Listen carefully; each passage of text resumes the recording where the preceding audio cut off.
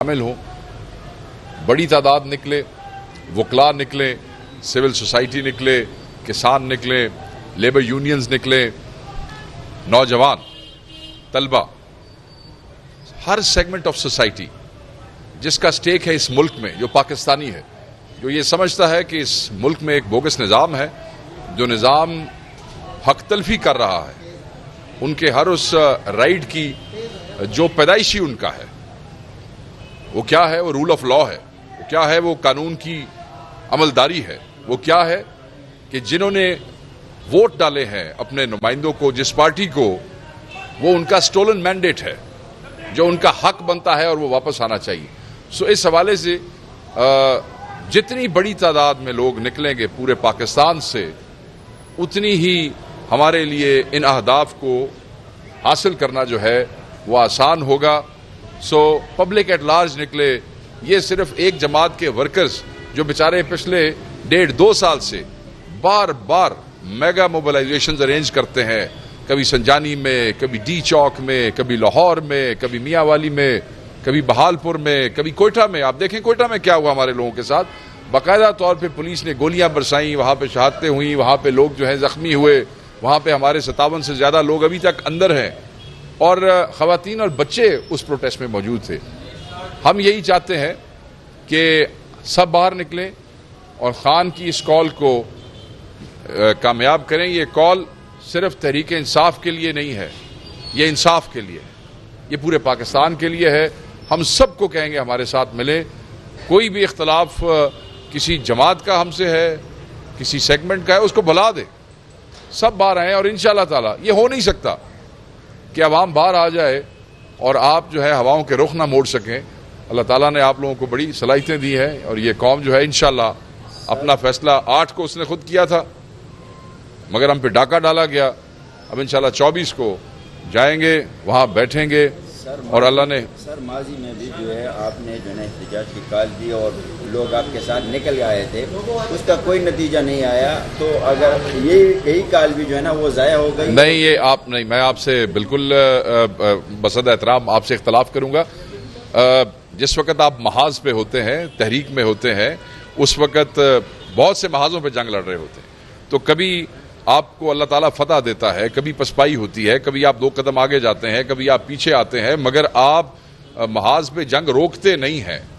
मतलब मुझे नहीं समझ आती लोग क्या समझते हैं कि जो केपीके के दोस्त 35 घंटे की शेलिंग और टीयर गैस बर्दाश्त करते हुए, रबर बुलेट्स खाते हुए, लाइव एम्यूनेशन खाते हुए डी चौक पहुंच गए, वो जो सारा सफर था वो सब भूल गए।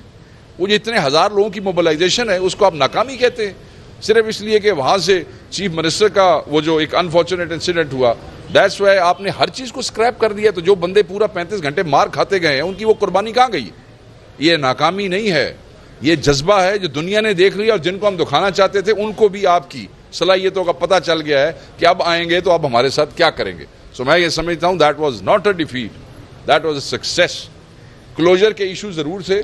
इस दफा खान साहब ने, आपने देखा, ऐलान कर दिया कि कमेटी बनाएंगे, उस कमेटी के पास ही इख्तियार होगा। जिस कमेटी का ऐलान अभी तक उन्होंने नहीं किया, क्योंकि आप मुझसे भी ये पूछेंगे, जब वो ऐलान करेंगे हम आपसे शेयर कर देंगे।